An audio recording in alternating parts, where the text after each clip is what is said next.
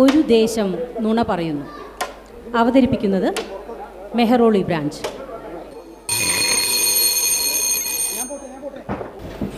ഈ ദേശം നുണ പറയുന്നതിന് മുൻപ് ഈ ദേശത്തെപ്പറ്റി രണ്ടു വാക്ക്. നുണയന്മാരുടെ ഗ്രാമമെന്ന് പുറം ലോകം മുദ്രകുത്തിയൊരു ദേശമാണിത്. ഒരു നുണ പലവട്ടം പറഞ്ഞാൽ സത്യമായി തീരുമെന്ന് പറഞ്ഞ ഗീബൽസ് ഞങ്ങളുടെ മാതൃകാപുരുഷനല്ല. ഒന്നും വെട്ടിപ്പിടിക്കാനല്ല, ജീവിക്കാനും അതിജീവിക്കാനുമാണ് ഞങ്ങൾ നുണ പറയുന്നത്. ഇനി ഒരു സത്യം പറയട്ടെ. നിങ്ങൾക്ക് വിശ്വസിക്കാൻ കഴിയാത്ത നുണ പോലെ വിചിത്രമായത് മാത്രം സംഭവിക്കുന്ന ഒരു ദേശമാണ് ഞങ്ങളുടേത്. ആമുഖ സംഭാഷണം നീട്ടുന്നില്ല, നാടകം തുടങ്ങാം. വലിയ വലിയ നുണകൾ പറയാനായി അഭിനേതാക്കൾ കാത്തിരിക്കുന്നുണ്ട്.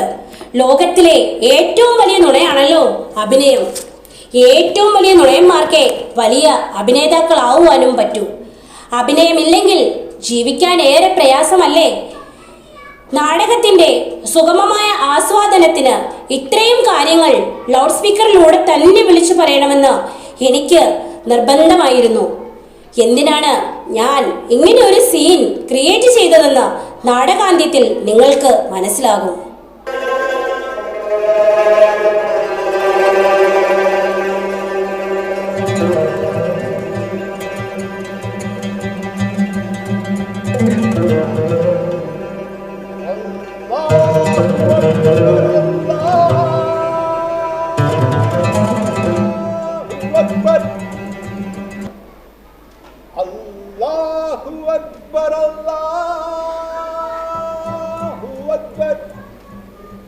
Allahumma rabbi aati nafsi taqwaha അല്ലാഹുവേ, നീ ഞങ്ങളുടെ നഫ്സിനെ, ഞങ്ങളുടെ ശരീരത്തെ നിയന്ത്രിക്കാനുള്ള കഴിവ് ഞങ്ങൾക്ക് തരണമേ റബ്ബേ. അതിനായി നമ്മൾ അല്ലാഹുവിനോട് ചോദിച്ച് യാചിച്ച് പ്രാർത്ഥിച്ച് പഠിക്കണം. ഈ ദുആ നമ്മൾ അല്ലാഹുമ്മ റബ്ബേ.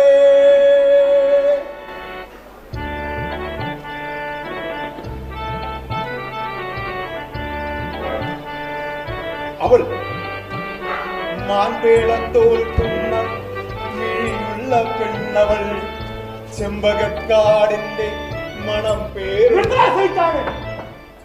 ആന്റെ ഒരു പിരാന്ത് പറച്ചില്ല. ഈ ഹിമാറിനൊന്നും വിളിക്കണ്ടെന്ന് നമ്മളപ്പനെ പറഞ്ഞല്ലേ? എന്ത് നോക്കിയിരിക്ക പോയിക്കാരും.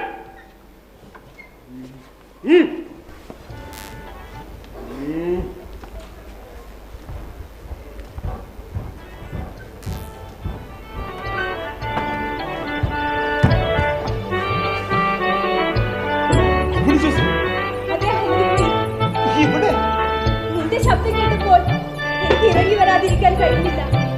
മടത്തീന് ആരും അറിയാതെ ഇറങ്ങി വന്നതാണ് ഞാൻ. പ്രകാശത്തിന്റെ നോട്ടീസിൽ കണ്ടു നീ വരുമെന്ന്. നിന്റെ ശബ്ദം കേട്ടപ്പോൾ ശിരോവസ്ത്രത്തിനുള്ളിലെ എന്റെ ഹൃദയം ഒരു കാമുകിയുടേതായി പോയി. പഴയ കാമുകിയുടെ. എന്നിട്ട് അന്യാരും തിരിച്ചറിഞ്ഞില്ലേ? ഇല്ല, ഇരുട്ടല്ലേ. ഇരുട്ടിൽ ശിരോവസ്ത്രത്തിനും പർദ്ദയ്ക്കും ഒരേ രൂപമല്ലേ?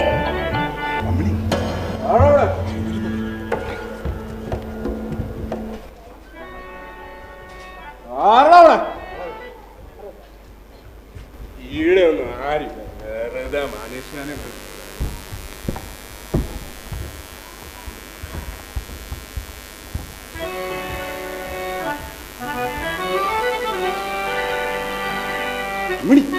കൈ പിടിച്ചോളൂ. എങ്ങോട്ടാ?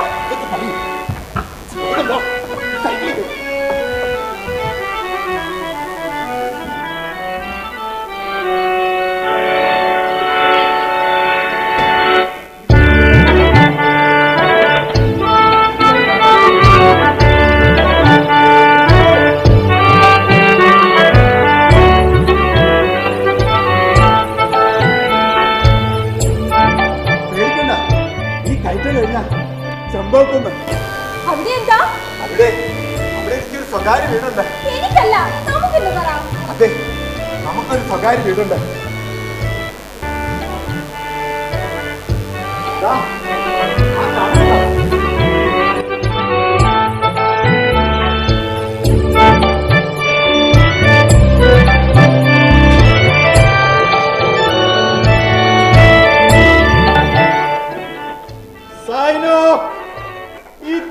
എന്തൊടുക്കുക? ഓ, തിന്നാനൊന്നും ഇല്ലേ? കാര്യോട്ട് ബേജാറായിരിക്കുമ്പോഴാണ് ഇങ്ങോട്ട് തീറ്റ. എന്നാ തിന്ന്. തിന്നണ്ട നേരത്ത് ഇക്കാര്യം പറഞ്ഞെന്നെ ദേഷ്യം പിടിപ്പിക്കാന്ന് പറഞ്ഞിട്ടുണ്ട്. ബലാല് തെമ്മടുത്തില്ല കാട്ടിയത്. തീനി നിരക്കുന്ന കാര്യമാണോ ഇത്? ഒക്കെ ഇന്റെ തരാരാ. മക്കളെ നിർവഹിക്കി അയക്കേണ്ടത് ഉമ്മമാരാ. പെറ്റു വീണ് ബുദ്ധി തെളിയുന്നവരെ ഉമ്മാന്റെ കൂടെ അല്ലേ മക്കളുണ്ടാവുക? കുട്ടികളെ വലുതായ ചൂന്ന് നോക്കാൻ ഓരോ മനസ്സിന്റെ ചക്കയാണ്. അടക്കായ മടിയിൽ വെക്കാം, കവുങ്ങായല്ലോ. ചേലക്കാതെ ഈ കോഴിക്കാലൊടിഞ്ഞോട്ട് ദേഷ്യം പിടിച്ചിട്ട് പല്ലു കൂട്ടിയിരിക്കുക. 4 ഓള് എന്തൊരുത്തിയ കന്യാസ്ത്രീ അല്ലേ ഓള്? ദൈവത്തിന്റെ മണവാട്ടി. ഓൾ ഇങ്ങനെ ചെയ്യാൻ പാടുണ്ടോ? നമ്മുടെ മോൻ ഓക്ക് ക്രിസ്തു ആയിരിക്കും. അല്ലാണ്ട് ഇപ്പൊ എന്താ പറയുക? മദ്രസയിലെ കുട്ടികളെ പാടച്ചോന്റെ പാഠങ്ങൾ പഠിപ്പിക്കുന്ന ഉസ്താദ്, നാട് നീളെ നബിവചനങ്ങൾ ഓതിക്കൊടുക്കുന്ന മൊല്ലാക്ക. ഓനിത് ചെയ്തത് നാണക്കേടല്ലേ? ഓ, ആലോചിച്ചിട്ട് പിരാന്ത് വരുക. ഇതിന് നെയ്ത്തോറുള്ള സൈനോ ദേഷ്യപ്പെടുമ്പോ നമ്മുടെ ഉള്ളിൽ നീങ്ങനെ കാത്തി കാളും. ഓനെ എന്റെ കയ്യിൽ കിട്ടിയിരുന്നെങ്കിലും. നിങ്ങൾ നമ്മുടെ അഹമ്മദൂട്ടിനെ ഇങ്ങനെ ദുഷിക്കേണ്ടാന്ന്. ഉസ്താദാണേലും ദീനും പള്ളിയമ്മ നടക്കുന്നുണ്ടേലും ഊനൊരാണല്ലേ, തണ്ടും തടിയൂത്ത ചെക്കനല്ലേ.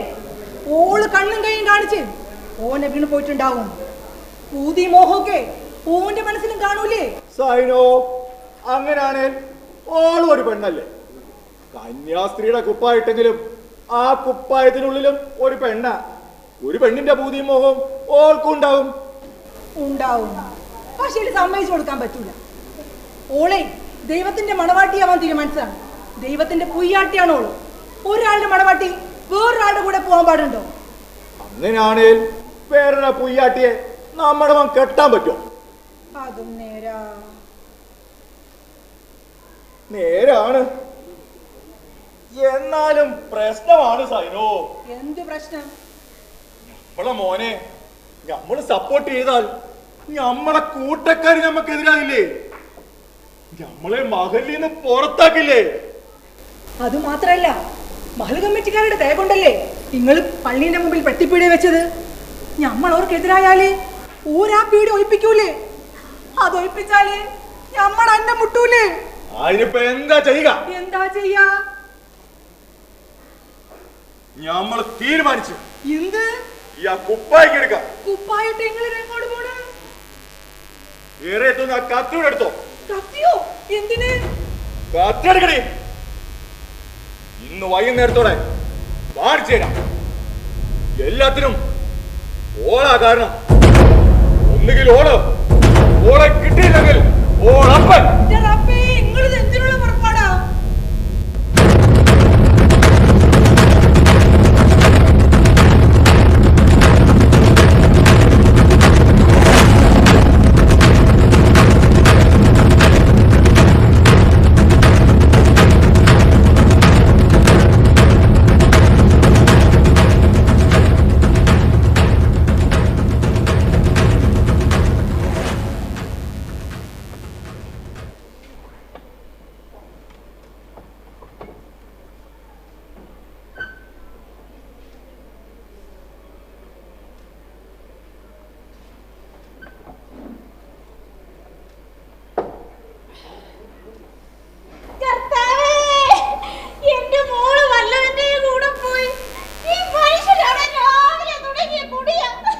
എണ്ണം കൊണ്ടല്ലേടി മറിയാമേ?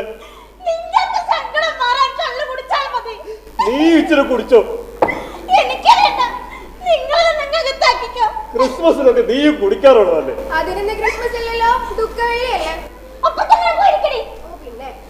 മറിയാമേ, നിനക്ക് ദുഃഖമുണ്ടോടി? ക്രിസ്തുവിന്റെ മണവാട്ടിയായി നമ്മൾ പറഞ്ഞേച്ച നമ്മുടെ പൊന്നു പോൾ അമ്മണി അഹമ്മദ് കുട്ടി എന്ന മുല്ലാക്കയുടെ കൂടെ പുതുമണവാട്ടിയായി പോയത് നിനക്ക് സങ്കടം ഉണ്ടോടി? സങ്കടം മാത്രമല്ല, നാണക്കേട്. ഈ ഇടവക്കാരുടെ മുഖത്ത് എങ്ങനെ നോക്കും? പെൺകുട്ടികൾ പിടിച്ചു പോയാ അത് അമ്മമാർക്കല്ലേ കുറ്റം? നാട്ടുകാരുടെ മുഖത്ത് നോക്കുന്നതിനാ പ്രശ്നം. വേണ്ട, കുറ്റം മൊത്തം ഞാൻ ഏറ്റെടുക്കാം. അവളുടെ അപ്പനായ ജോസഫ് നേരാവണ്ണം അവളെ കെട്ടിച്ചയക്കാൻ നമുക്കായില്ലല്ലോ. അതിനുള്ള കാശ് ജോസഫിന്റെ മടിശീലയിൽ കർത്താവ് നീ തന്നില്ലല്ലോ. നിങ്ങൾ ഇത് ഇങ്ങനെ കൂടെ കൂടെ പറയുന്നത് കേട്ടിട്ട എന്റെ മോൾ അപ്പനെയും അമ്മച്ചിയും കഷ്ടപ്പെടുത്തണ്ടെന്ന് കരുതി മഠത്തിൽ പോയി ചേർന്നത്. എന്നിട്ട് ഇപ്പോ അവൾ എന്തിനാ അഹമ്മദ് കുട്ടിയുടെ കൂടെ? മറിയാമ്മേ, നീ ഓർക്കുന്നുണ്ടോടി പണ്ട് നമ്മുടെ വീടിന്റെ മുറ്റത്തെ പാടത്ത് ഫുട്ബോൾ കളിക്കാൻ വന്നിരുന്ന അഹമ്മദ് കുട്ടിയെ? അഹമ്മദ് കുട്ടി കളി തുടങ്ങുമ്പോൾ മുതൽ അമ്മിണി ഉമ്മറവാതിലൂടെ അവനെ തന്നെ നോക്കി നിൽക്കാറുണ്ടായിരുന്നത്. ആ നോട്ടത്തിന്റെ അർത്ഥം, ആ നോട്ടത്തിലെ ആശ, ആ നോട്ടത്തിലെ മോഹം എല്ലാം എനിക്ക് ഇപ്പോഴല്ലേ മനസ്സിലായത്. ആ ആശയും മോഹവും ശിരോവസ്ത്രത്തിൽ ഒളിപ്പിച്ച് അവൾ ഇത്ര കാലം എങ്ങനെയാണ് ഈ മഠത്തിൽ കഴിഞ്ഞുകൂടിയത്?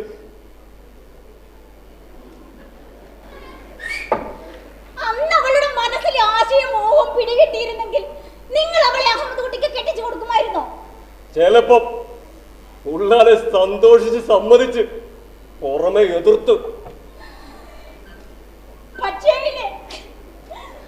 നിങ്ങൾ അവളെ കെട്ടിച്ചു കൊടുത്തിരുന്നെങ്കിൽ നമ്മുടെ കപ്പ്യാരുടെ പണി അന്നത്തോടെ പോയേനെ. അടുപ്പിലെ തീയും നഷ്ടപ്പെടില്ലേ? ഈ മനുഷ്യ ഈ ഇടവക വെറുപ്പിച്ച് ജീവിക്കാനാവോ നമുക്ക്? അതേടി, നമ്മുടെ അടുപ്പിലെ തീ കെട്ടുപോകുമെന്ന് കരുതല്ല നമ്മുടെ മോളുടെ മനസ്സിലെ തീ നമ്മൾ കാണാതെ പോയത്.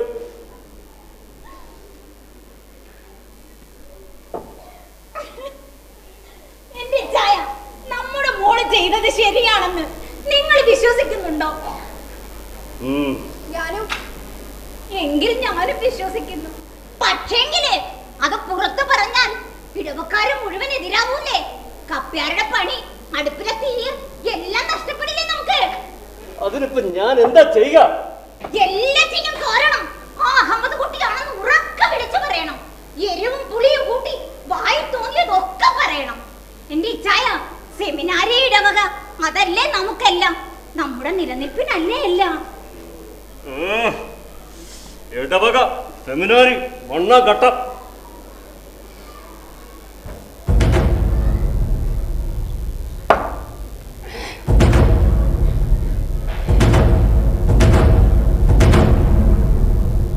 സൂര്യാസ്തമനത്തിന് മുമ്പ് എല്ലാം പറഞ്ഞു തീർക്കണമെന്നല്ലേ? ഒന്നെങ്കിൽ അഹമ്മദ് കുട്ടി, അവനെ കിട്ടിയില്ലെങ്കിൽ അവന്റെ പാപ്പ ബദറുദ്ദീൻ.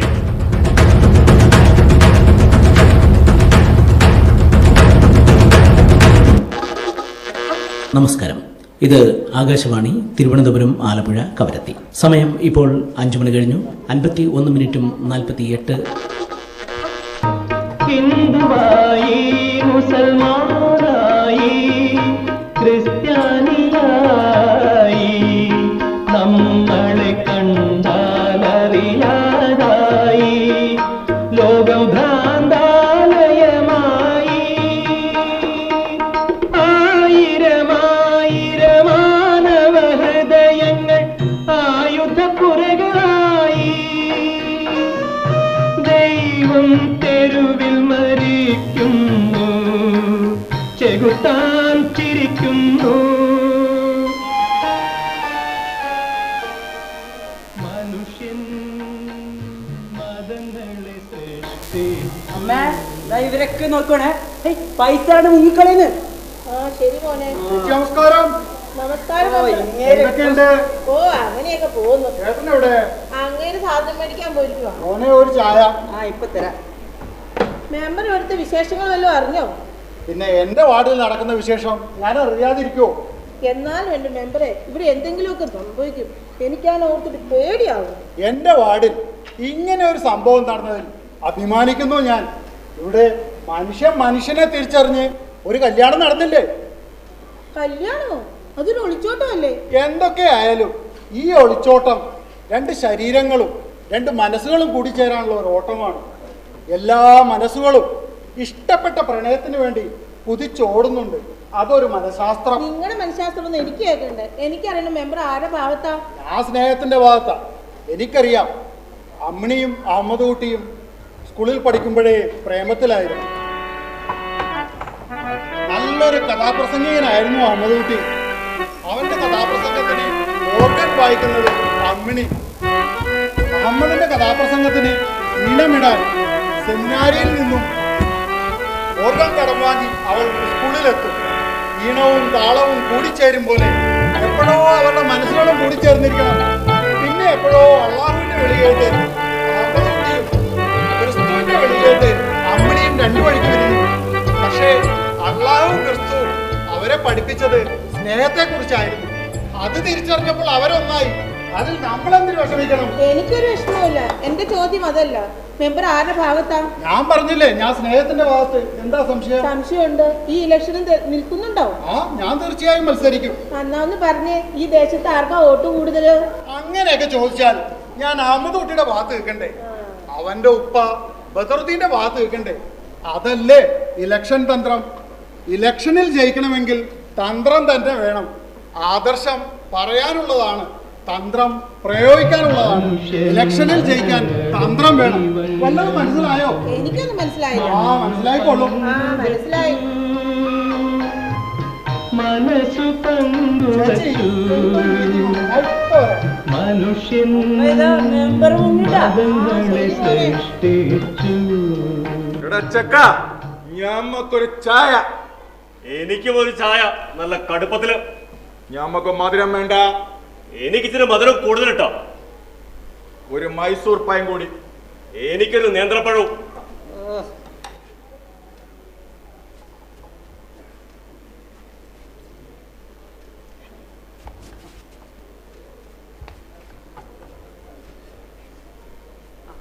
ഇവിടെ ഒരു മൈസൂർ പഴവും നേന്ത്രപ്പഴവും അല്ലേ? ഇപ്പൊ തരാം. ഒരു അവലും കഞ്ഞി. എന്താ ചക്ക ഇത്? ഒക്കെ പഞ്ചാരയാണല്ലോ. നിന്റെ ചായ കുടിച്ചിരിക്കാൻ ഞമ്മക്ക് സമയമില്ല. ഇന്ന് വൈകുന്നേരത്തോടെ ഞമ്മക്കൊരു കണക്ക് തീർക്കാനുണ്ടോ? എനിക്കും വേണ്ട നിന്റെ ചായ. ഇന്ന് സൂര്യാസ്തമനത്തിന് മുമ്പ് എനിക്കുമുണ്ട് ചില കണക്കുകളൊക്കെ പറഞ്ഞു തീർക്കാൻ. ഓടച്ചോരി ഒരക്കത്തിയെടുത്തിരുന്നെങ്കിൽ ഓന്റെ കോടലുമാണ് നമ്മൾ കർത്താവേ, അവനൊന്ന് തുടങ്ങി വെച്ചിരുന്നെങ്കിൽ പൊട്ടി കുടിക്കാമോ?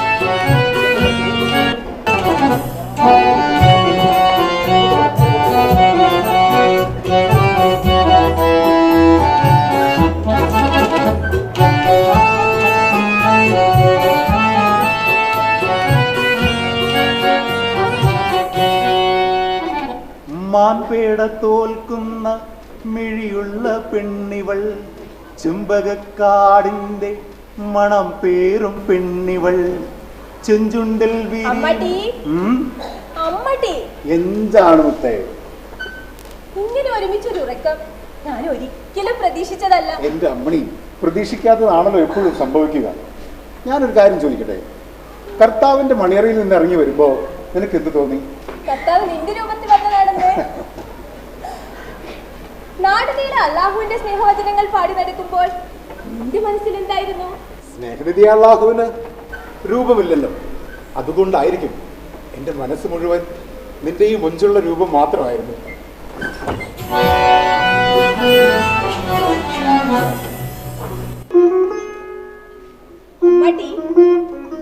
നിനക്ക് ഓർമ്മയുണ്ടോ നമ്മുടെ പഴയ 8ാം ക്ലാസ് സ്കൂൾ വാർഷികം?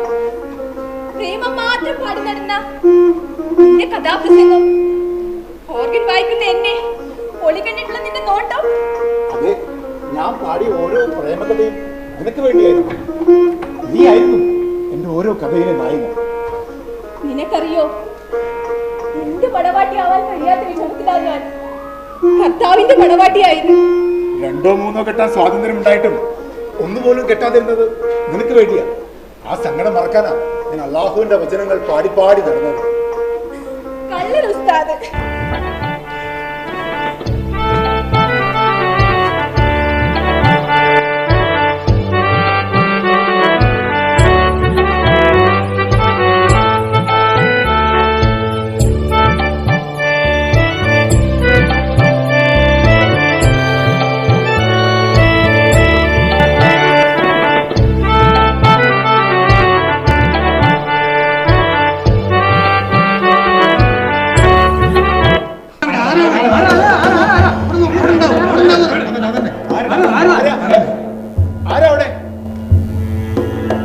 ആരാത്?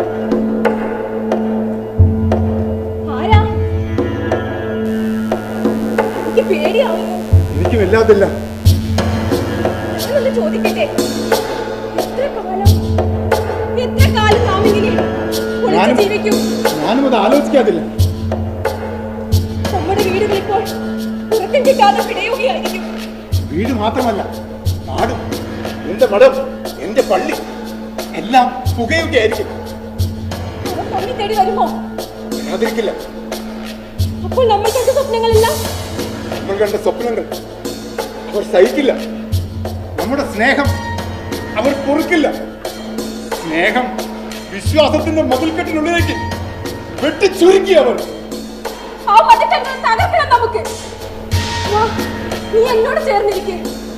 സ്നേഹത്തിന് അതിർവരമ്പുകളില്ലെന്ന് കാണിച്ചു കൊടുക്കണം നമുക്ക്. അങ്ങോട്ട് പോയാൽ ഒന്നുകിൽ നിന്നെ അല്ലെങ്കിൽ എന്നെ അവർ ആരെങ്കിലും കൊല്ലും.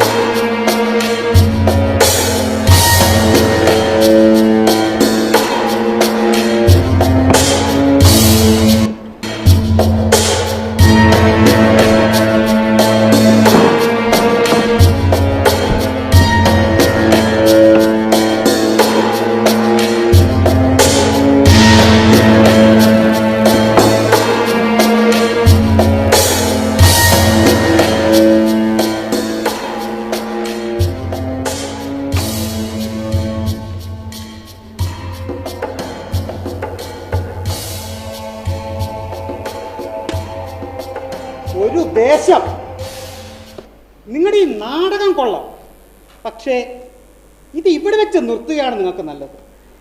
ഇന്നത്തെ കാലത്ത് ഇങ്ങനെ ഒരു സബ്ജക്ട് അതവർ അനുവദിക്കില്ല. ഇങ്ങനെയൊരു കഥ ഈ ദേശത്ത് നടന്നെന്ന് ഞാൻ നുണ പറയുന്നില്ല. കാരണം ഉദാഹരണം കാണിച്ചു തരാൻ ഇവിടെ ഇങ്ങനെയൊരു സംഭവം ഉണ്ടായിട്ടില്ല. പക്ഷേ ഈ ദേശത്തിന്റെ ഓരോ സ്പന്ദനത്തിലും ഇങ്ങനെ ഒരു സ്വപ്നമുണ്ട്. അതിരുകളില്ലാത്ത പ്രണയമെന്ന സ്വപ്നം. പക്ഷേ അതൊന്നും ദഹിക്കുന്ന ആളുകളല്ലല്ലോ നമുക്ക് ചുറ്റും. മോഹിക്കുന്നതും സ്വപ്നം കാണുന്നതും സംഭവിച്ചതെന്ന് നമ്മൾ നുണ പറയാറില്ലേ? അതുകൊണ്ട് ഈ ദേശം മധുര സ്വപ്നങ്ങളെല്ലാം നടന്നു എന്ന് നുണ പറയുന്നു.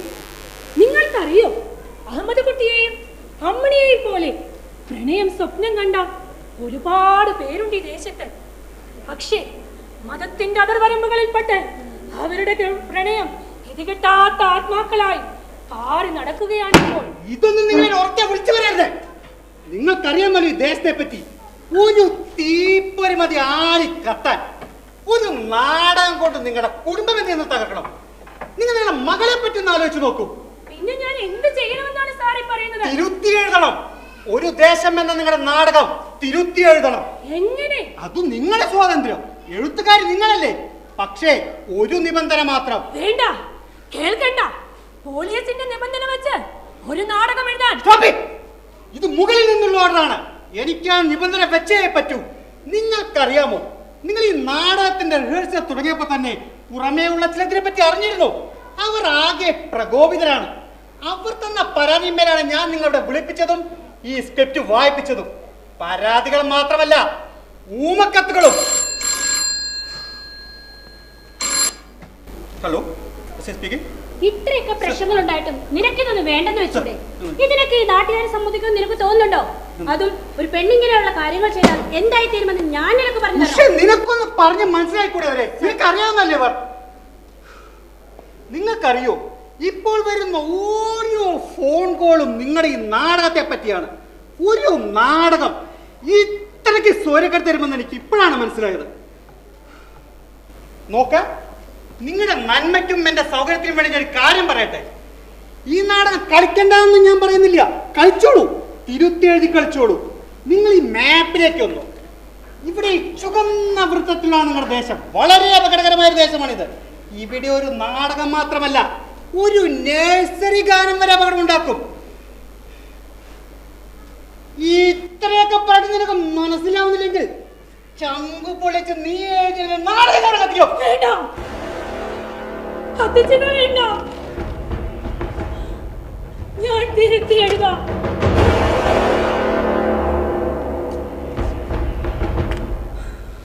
മനോഹരമായ നുണകൾ കൊണ്ട് ഞാൻ ഈ നാടകം തിരുത്തി എഴുതാം.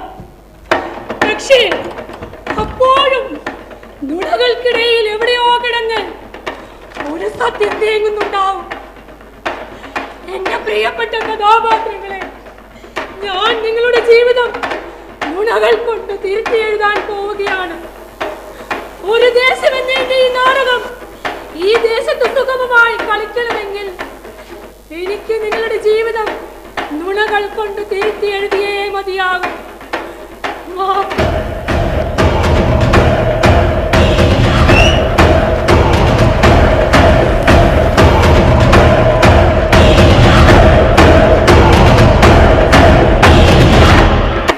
കഥാപാത്രങ്ങളധികം സംസാരിക്കരുത്. പണ്ടത്തെ അടിയന്തരാവസ്ഥക്കാലത്തെ ഉത്തരവ് പോലെ മാവടക്കുക. സർ, ഓരോരോ നിബന്ധനകൾ വെച്ച് എന്റെ എഴുത്ത് മുടക്കരുത്. നോക്ക്, ഈ കഥാപാത്രങ്ങളൊക്കെ എനിക്ക് ചുറ്റും മൊത്തമിട്ടിരിക്കുന്നത് കണ്ടില്ലേ? ഓരോ കഥാപാത്രവും ഉത്കണ്ഠയിലാണ്.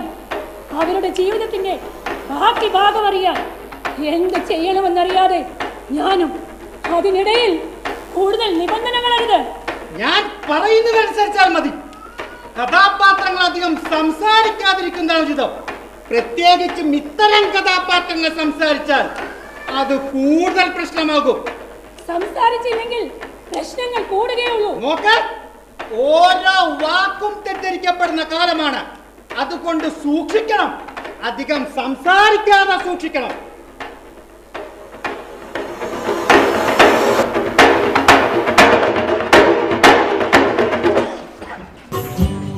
പ്രണയത്തിന്റെ പുഴയിൽ നീന്തി തുടിക്കാത്തവർ ആരുണ്ട്?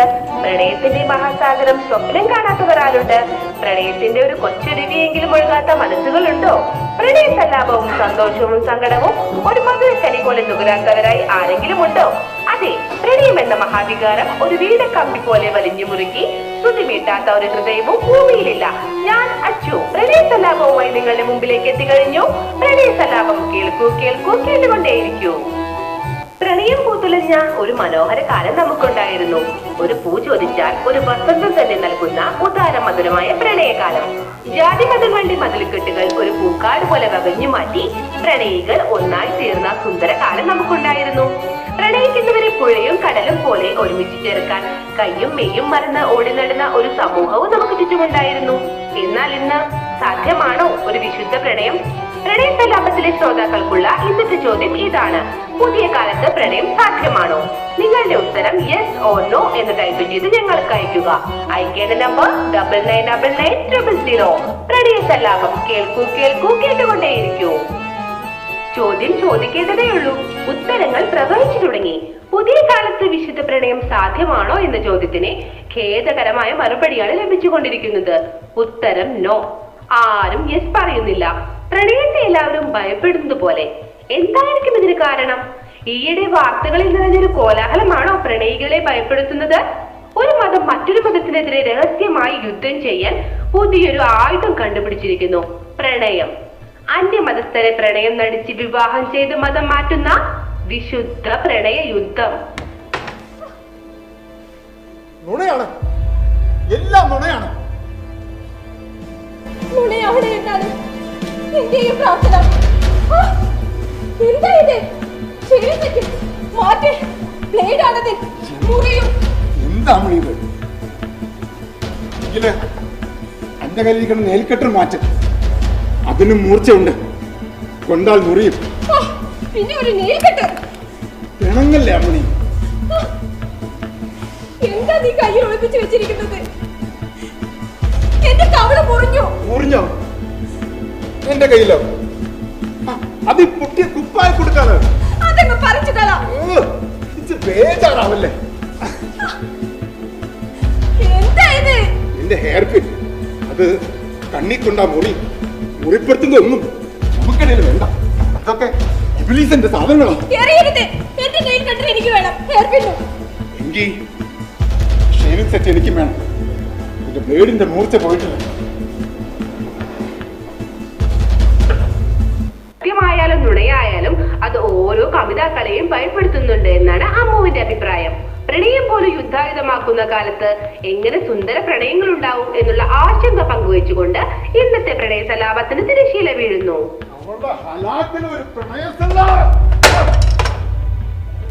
പ്രണയത്തില് ഒരു തീപ്പൊരി വീണാ മതി, അതിങ്ങനെ പുകഞ്ഞുകൊണ്ടേയിരിക്കും.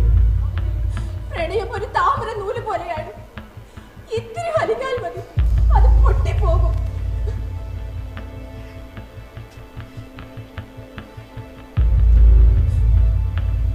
എനിക്കൊന്ന് ഉറങ്ങണം.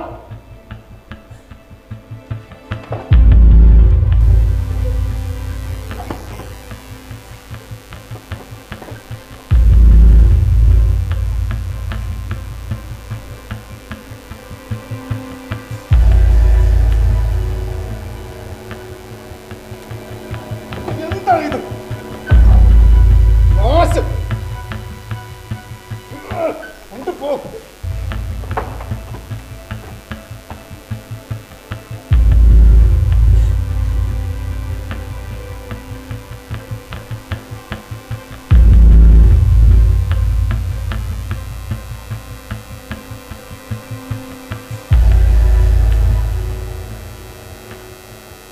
അമ്മതി, എടാ അമ്മതി, വളരെ എഴുതേക്കടാ.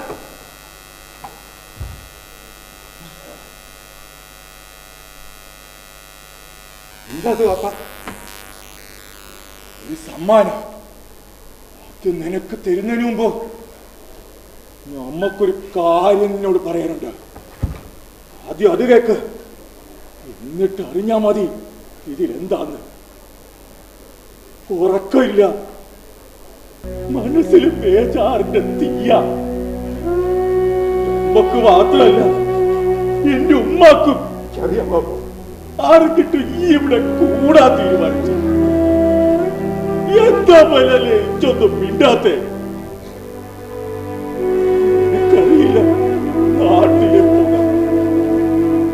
നിസ്കരിക്കാൻ പള്ളി ചെന്നാൽ ഓര് നമ്മളെ സംശയത്തോടാ നോക്കുന്നത്. പള്ളി കമ്മിറ്റി വക സ്ഥലത്ത് നമ്മൾ നടത്തുന്ന പെട്ടിപ്പീടികൾ അത് ഒഴിഞ്ഞു കൊടുക്കേണ്ടത്. അത് പോട്ടെ,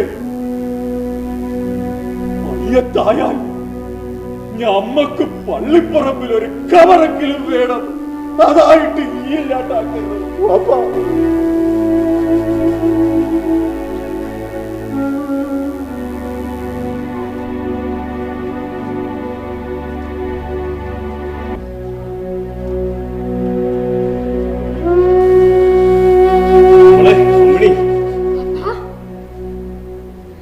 എന്താ ഇത്? ഇപ്പോൾ മൂടി വെച്ചിരിക്കുന്നത് എന്ത് കണ്ടാലും എനിക്ക് പേടിയാ. പേടിക്കണം. എന്താ പറയാനുള്ളത്? മുതുകുട്ടി കാണുന്നുണ്ടേ. മോളെ അമ്മിണി, നിനക്കറിയാമോ, ഒരു പള്ളിയിലച്ച ലോഹം ഊരിയാല് ഈ നാട്ടുകാരൊന്നും പറയൂല.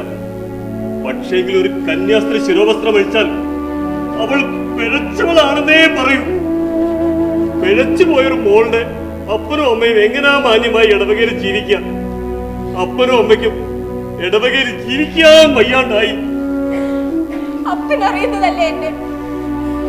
വയറ് വിശന്നപ്പോൾ ഞാൻ കർത്താവിന്റെ മണവാട്ടിയായി, മനസ്സ് വിശന്നപ്പോൾ അമ്മത്തിക്കുട്ടിയുടെ പെണ്ണായി. അതൊക്കെ നമ്മുടെ വിശ്വാസം നിരക്കുന്നതാണോ മോളെ? പിന്നെ ഞാൻ എന്ത് ചെയ്യും? തിരിച്ചു വരണം. എങ്ങനെ? ജ്ഞാനസ്നാനം, മനസ്സിലായില്ലേ?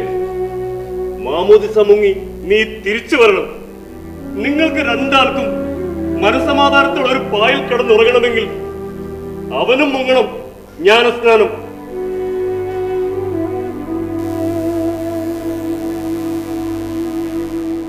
നിനക്ക് മനസ്സിലാകുന്നില്ലെങ്കിൽ നമ്മൾ ഒന്നുകൂടി പറഞ്ഞു തരാം. എന്റെ നെറ്റിയിലെ നിസ്കാരത്തയമ്പ് മാഞ്ഞു പോകാതെ ഈ പേരയിലേക്ക് വരണം. ഓളെ ഞമ്മളെ കൂട്ടത്തിൽ കൂട്ടിട്ട്. അല്ലാതെ ഇങ്ങക്ക് രണ്ടാക്കും ഒരു പായൽ മനസ്സമാധാനത്തോടെ കിടക്കാൻ കഴിയില്ലടാ വരാലെ.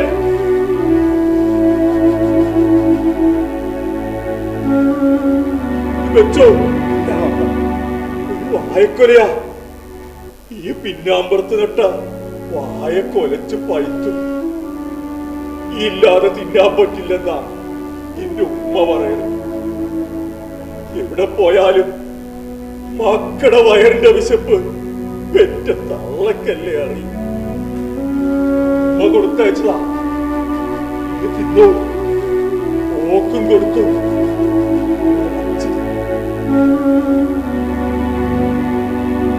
പോട്ടെ.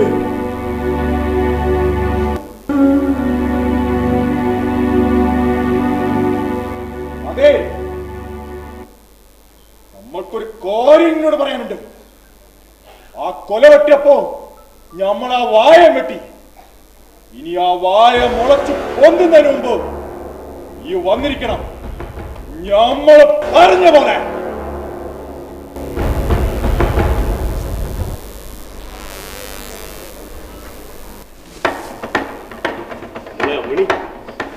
അമ്മ തന്നയച്ചതാ.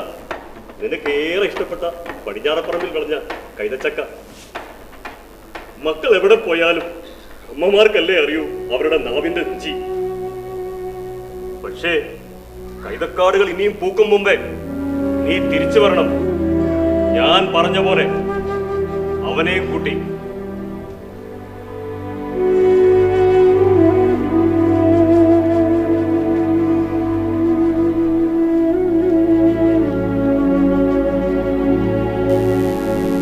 എന്റെ കയ്യില്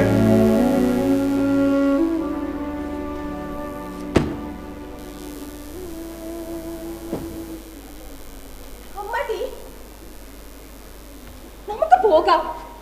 കൈതക്കാടുകൾ പൂക്കും മുന്നേ മാമോദിസ മുങ്ങി എന്റെ വീട്ടിലേക്ക്. നീ എന്ത് പറയുന്നു? ഉപ്പ പൊട്ടി വാഴ വീണ്ടും മുളച്ച് പൊന്തും ബമ്പ ഞങ്ങളുടെ കൂട്ടക്കാരിയായി എന്റെ ഹൂറിയായി നീ എന്റെ വീട്ടിലേക്ക് വരണം. അല്ലെങ്കിൽ മനസമാധാനത്തോടെ ഒരു പായൽ കിടന്നുറങ്ങാൻ പറ്റില്ല. എനിക്കറിയാം, മതങ്ങളെ ഭയപ്പെടുന്ന കാലമാണിത്. അതുകൊണ്ടാണ് ഞാൻ പറഞ്ഞത് നമുക്ക് മാമോദിസ മുങ്ങി എന്റെ വീട്ടിലേക്ക് പോകാം. സ്വാർത്ഥയാണ് നീ സ്വാർത്ഥനാണ്. അതുകൊണ്ടല്ലേ നീ എന്നെ നിർബന്ധിക്കുന്നത്? നിർബന്ധിക്കും. എല്ലാ മതങ്ങളിലും ദാമ്പത്യത്തിന്റെ അധികാരം പുരുഷനാണ്. എന്ത്?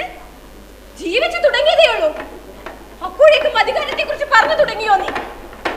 എല്ലാ അധികാരങ്ങളും പരസ്പരം പങ്കുവെച്ച നമ്മുടെ പ്രണയകാലം മറന്നു പോയോ നീ? പ്രണയത്തിൽ പെണ്ണിനാണ് അധികാരം, ദാമ്പത്യത്തിൽ പുരുഷനും. എന്റെ വിശ്വാസത്തിൽ എനിക്ക് അധികാരമുണ്ട്. എന്റെ വിശ്വാസത്തിൽ എനിക്കും. അതെ, സമ്മതിച്ചു. പക്ഷേ നിനക്ക് വേണ്ടി തിരുവസ്ത്രം അഴിച്ചെങ്കിലും എന്റെ മനസ്സിന്റെ കുരിശിൽ ഇപ്പോഴും ക്രിസ്തുവുണ്ട്. അത് തന്നെയാണ് എനിക്കും പറയാനുള്ളത്. മനസ്സറിഞ്ഞ് നിന്നെ പ്രേമിച്ച് ഉമ്മവയ്ക്കുമ്പോ എന്റെ മനസ്സിലും ചുണ്ടിലും പ്രവാചക വചനങ്ങൾ ഉണ്ടായിരുന്നു. അധികം പറയണ്ട. നിന്റെ അല്ലാഹുവും എന്റെ ക്രിസ്തുവും തമ്മിൽ വഴക്കടിക്കണ്ട. നമുക്കിവിടെ നിർത്താം. നിർത്താം. ഇത് നിന്റെ നാവിൽ നിന്ന് ആദ്യം കേൾക്കാൻ പ്രാർത്ഥിക്കുകയായിരുന്നു ഞാൻ. ഇങ്ങനെ പരസ്പരം സംശയത്തോടെ ജീവിക്കുന്നതിന് ഭേദം ഇത് തന്നെയാണ്. നമുക്ക് പിരിയാം.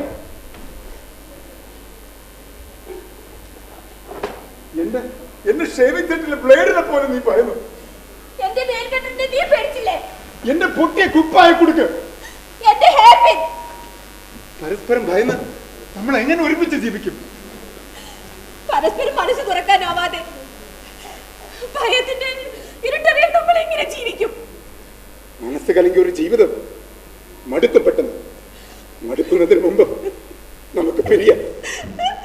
അതെ, പിരിയാം. എനിക്ക് സങ്കടമില്ല. ഇത്രയും നാൾ നമുക്കിടയിൽ വേലികളില്ലാതായല്ലോ. എല്ലാം മറന്ന് ഒരുമിച്ച് ജീവിച്ചല്ലോ നമ്മൾ. പക്ഷെ എനിക്ക് സങ്കടമുണ്ട്.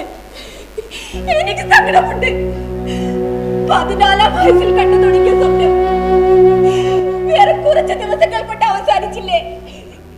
എനിക്ക് സങ്കടമുണ്ട്.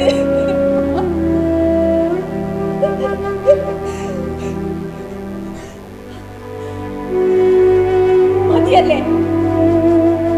എപ്പോഴും കുറച്ച് സ്വപ്നങ്ങൾ കാണുന്നതാണല്ലോ നല്ലത്. ഞാൻ പോകട്ടെ. എങ്ങോട്ടാ നമ്മൾ തിരിച്ചു പോകുന്നത്? ഒരു മാമോദിസ, പിന്നെ കുമ്പസാരക്കൂട്ടിൽ നിന്ന് എനിക്ക് എല്ലാം ഏറ്റു പറയണം. ഞാൻ നിന്നെ സ്നേഹിച്ചത് ഒരു നുണയായിരുന്നെന്ന്, ഒരു മഹാനുണയായിരുന്നെന്ന് എനിക്ക് നുണ പറയണം. എനിക്കും പറയണമല്ലോ ആ നുണ.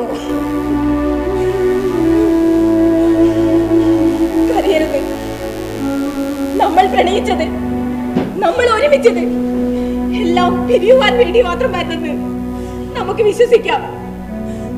നമുക്ക് പിരിയാം.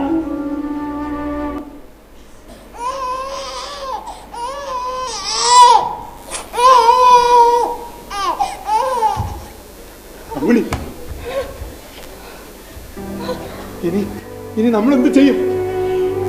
ഇവൻ വളരും. ആരായി വളരും? ഒരു നദിയായി, ഒരു പുഴയായി ഇവൻ വളർന്നൊഴുകും. ഇവന് എന്ത് പേരിടും? പേരില്ലാത്ത നദികളും പുഴകളും ഇല്ലേ?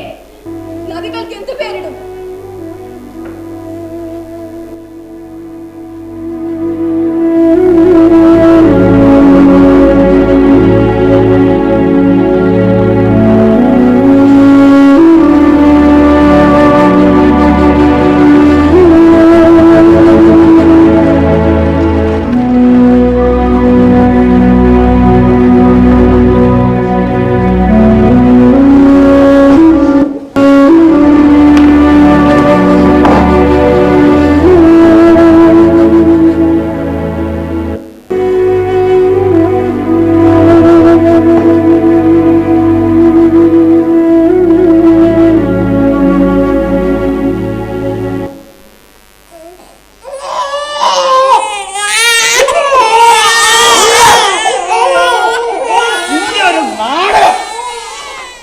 ഇതുപോലെയുള്ള കുഞ്ഞുങ്ങളുടെ കരച്ചിൽ ഞങ്ങൾക്ക് തലവേദന ഉണ്ടാക്കും. അതുകൊണ്ട് ഈ നാടകം ഇവിടെ കളിക്കാൻ പാടില്ല. കളിക്കണമെന്നില്ല, പക്ഷേ എഴുതാതിരിക്കാൻ എനിക്കാവില്ല. വിശുദ്ധ പ്രണയങ്ങൾ മഹാനുണകളാണെന്ന് വിളിച്ചു പറയാൻ എനിക്കാവില്ല. വിശുദ്ധ പ്രണയത്തിൽ പിറന്ന കുഞ്ഞുങ്ങളുടെ നിലവിളികൾ കേൾക്കാതിരിക്കാൻ എനിക്കാവില്ല. എഴുതപ്പെട്ടാൽ ഒരിക്കൽ ഇത് കളിക്കപ്പെടും. അതുകൊണ്ട് ഈ നാടകം ഇവിടെ കത്തിച്ചാമ്പലാവട്ടെ.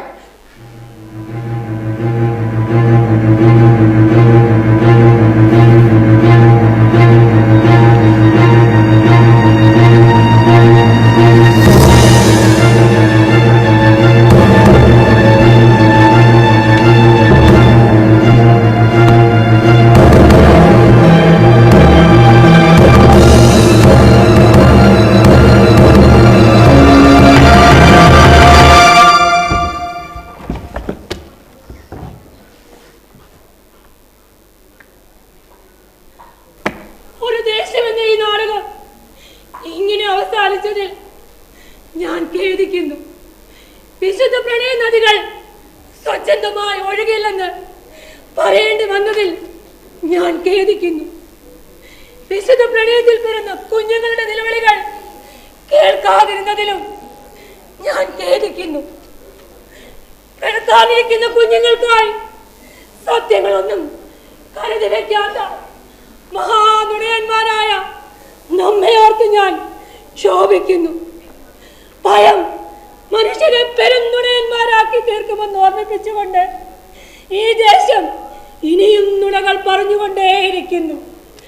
പെരുന്നുണകൾ ഇനിയും പറയാനാവാത്തത് കൊണ്ട് ഈ നാടകത്തിന് ഇവിടെ തിരശ്ശീലയിടുന്നു.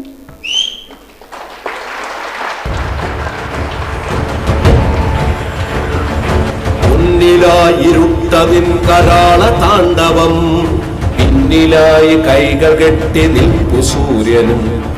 മുന്നിലായിരുട്ടതിൻ കരാള താണ്ഡവം, പിന്നിലായി കൈകൾ കെട്ടി നിൽപ്പു സൂര്യനും. പിന്നിലെ ചെറുവിരൽ അനക്കമൊന്നു കാണുകിൽ പിന്നെ ഈ പുറംതിരിഞ്ഞ സൂര്യനാണ് നായകൻ. കൈക്കരുത്തുകൊണ്ടു കാലമേ കണക്കു തീർക്കുകിൽ, കാട്ടുപന്നി പോലെ കാടകം വധിച്ചൊടുക്കുകിൽ, ചത്ത മണ്ണിൽ നിന്നൊരൊറ്റ വിത്തു പൊന്തി വന്നിടും. ചത്ത മണ്ണിൽ നിന്നൊരൊറ്റ വിത്തു പൊന്തി വന്നിടും. കെട്ടതാമഹന്ത